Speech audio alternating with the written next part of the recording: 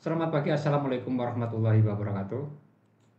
Waalaikumsalam warahmatullahi wabarakatuh. ChatGPT, hari ini umat Islam telah menjalankan ibadah puasa ke-18. Apa ide untuk kita bisa diskusikan pada hari ini?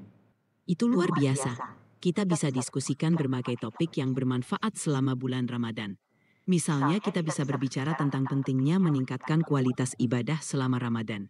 Atau bagaimana kita bisa membantu sesama di bulan suci ini.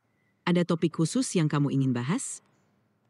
Kedua topik yang Anda tawarkan sudah pernah kita bahas. Bagaimana kalau kita membahas tentang khodo dan khodar dalam Islam? Tentu, membahas tentang koda dan kadar dalam Islam bisa sangat menarik dan bermanfaat. Dalam Islam, koda dan kadar merujuk pada konsep takdir atau ketentuan Allah. Qadar adalah takdir atau ketentuan Allah yang telah ditetapkan untuk setiap makhluk. Sementara qada adalah pelaksanaan atau keputusan Allah terhadap takdir tersebut. Kita bisa diskusikan bagaimana konsep ini mempengaruhi kehidupan sehari-hari kita, serta bagaimana kita dapat menerima dan memahami ketentuan Allah dengan sabar dan tawakal. Bisa diberikan contoh nyata bagaimana implementasi khodo dan khodar dalam kehidupan sehari-hari? Tentu, mari kita lihat contoh nyata dalam kehidupan sehari-hari. Misalnya, jika seseorang menghadapi ujian, ia mungkin sudah berusaha keras untuk belajar dan mempersiapkan diri. Namun, hasil ujian yang didapatkan bisa saja berbeda dari yang diharapkan. Ini adalah contoh dari koda dan kadar. Meskipun sudah berusaha, hasilnya tergantung pada ketentuan Allah. Dalam situasi seperti ini, seorang Muslim diajarkan untuk menerima hasil tersebut dengan sabar, berusaha memperbaiki diri, dan tetap percaya bahwa semuanya telah diatur dengan hikmah oleh Allah. Ini menunjukkan pentingnya tawakal, yaitu berserah diri kepada Allah setelah berusaha sebaik mungkin. Apakah ada aspek lain yang ingin kamu bahas lebih lanjut? Takdir sendiri masuk di dalam khodo atau khodar menurut ChatGPT. Takdir, dalam konteks Islam, seringkali dianggap sebagai bagian dari qadar. Qadar mencakup segala ketentuan dan takdir yang telah Allah tetapkan untuk makhluknya. Dalam hal ini, takdir adalah hasil akhir atau nasib yang telah ditentukan. Sementara qadar adalah proses atau ketentuan yang mengarah pada takdir tersebut. Jadi, takdir bisa dianggap sebagai bagian dari qadar. Keduanya saling terkait dan merupakan bagian dari keimanan seorang Muslim terhadap takdir Allah. Apakah ada pertanyaan lain atau hal lain yang ingin kamu diskusikan? Jika seseorang menjadi polisi, seseorang menjadi dai, seseorang menjadi presiden, seseorang menjadi pencuri, penjahat, ini bagian khodo atau khodar? Peran dan keputusan seseorang, seperti menjadi polisi, dai, presiden, atau bahkan memilih jalan yang salah, semuanya termasuk dalam qadar Allah. Qadar adalah ketentuan Allah yang meliputi segala sesuatu yang terjadi dalam kehidupan. Namun, dalam Islam, manusia diberikan kehendak bebas, free will, untuk memilih tindakan mereka. Sebagai contoh, seseorang memilih untuk menjadi polisi atau dai adalah pilihan mereka yang sejalan dengan nilai-nilai Islam. Sebaliknya, memilih jalan yang salah adalah keputusan yang diambil oleh individu, meskipun itu juga dalam ketentuan Allah. Intinya, qadar mencakup segala ketentuan, tetapi manusia memiliki tanggung jawab untuk membuat pilihan yang sesuai dengan ajaran Islam. Beberapa orang miskonsepsi terkait hal ini. Mereka merasa tidak bersalah dirinya karena merasa ditakdirkan sebagai penjahat, ditakdirkan sebagai pencuri. Terus mereka tidak merasa bersalah tentang hal itu karena itu sudah ketetapan Allah. Apakah bagaimana menyadarkan orang yang berpikiran seperti demikian?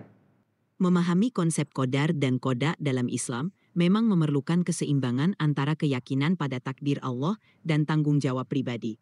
Dalam Islam, manusia diajarkan bahwa mereka memiliki kebebasan memilih dan setiap tindakan mereka akan dimintai pertanggungjawaban. Untuk menyadarkan seseorang yang berpikir bahwa mereka tidak bersalah karena merasa ditakdirkan untuk berbuat buruk, penting untuk mengingatkan mereka bahwa 1. Kehendak bebas, Allah memberikan manusia kehendak bebas untuk membuat pilihan. Setiap individu bertanggung jawab atas tindakan mereka sendiri. 2. Pertanggungjawaban. Islam mengajarkan bahwa setiap orang akan dimintai pertanggungjawaban atas perbuatan mereka.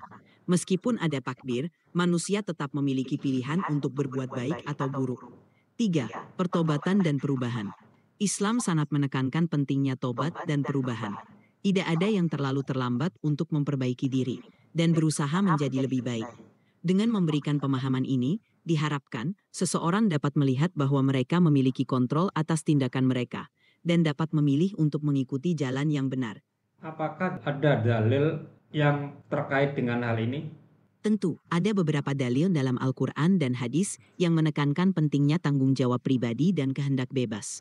Salah satu ayat yang relevan adalah surah Al-Insan 76:3 yang menyatakan bahwa Allah telah memberikan manusia pilihan antara bersyukur atau mengingkari nikmatnya. Juga, dalam surah Al-Baqarah 2886, Allah tidak membebani seseorang, melainkan sesuai dengan kesanggupannya, menunjukkan bahwa manusia memiliki tanggung jawab atas tindakan mereka sendiri. Dalam hadis, Nabi Muhammad SAW bersabda, setiap anak Adam melakukan kesalahan, dan sebaik-baik orang yang bersalah adalah yang bertaubat. Hadis riwayat Tirmidzi. Ini menunjukkan bahwa meskipun ada takdir, manusia tetap memiliki tanggung jawab untuk memilih dan bertindak sesuai dengan ajaran Islam. Bisa diberikan contoh lebih detail lagi mana-mana yang termasuk hodo, mana-mana yang termasuk hodar? Tentu, mari kita bahas lebih detail. Dalam konsep Islam, qadar dan qada saling terkait, tetapi memiliki perbedaan. Berikut adalah contoh yang dapat membantu memahami perbedaan tersebut. 1. Qadar, takdir. Ini adalah ketentuan Allah yang telah ditetapkan sejak sebelum manusia dilahirkan. Contohnya adalah waktu dan tempat kelahiran seseorang, serta kondisi fisik yang mereka miliki. Ini adalah hal-hal yang tidak dapat diubah oleh manusia. 2. Qada, keputusan. Ini adalah pelaksanaan atau keputusan Allah terhadap qadar tersebut. Contohnya adalah keputusan yang diambil berdasarkan pilihan dan usaha manusia. Misalnya, seseorang yang memilih untuk belajar dengan tekun dan akhirnya lulus ujian. Ini adalah qada Allah berdasarkan usaha dan pilihannya. Sebagai contoh lain, jika seseorang menghadapi cobaan seperti kehilangan pekerjaan, itu bisa dianggap sebagai qadar. Namun, bagaimana dia merespons cobaan tersebut? Misalnya dengan mencari pekerjaan baru atau menyerah, itu adalah qada, yaitu keputusan yang diambil berdasarkan usahanya. Jadi, qadar adalah ketentuan Allah yang berlaku untuk segala sesuatu yang telah ditetapkan, sementara qada adalah pelaksanaan ketentuan tersebut yang melibatkan pilihan dan usaha manusia. Sebagai umat Islam di bulan Ramadan ini, bagaimana sikap yang diambil dalam hal qada dan qadar ini? Dalam bulan Ramadan, ada beberapa sikap yang dapat diambil terkait dengan konsep qadar dan qada. 1. Tawakal kepada Allah.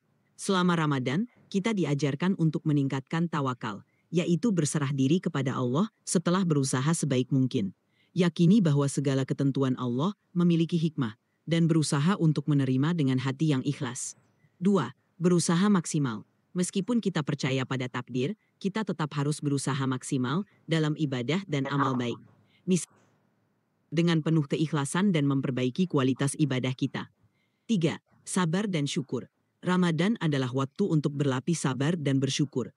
Ketika menghadapi cobaan atau ketentuan yang tampaknya sulit, cobalah untuk bersabar dan mencari hikmah di baliknya.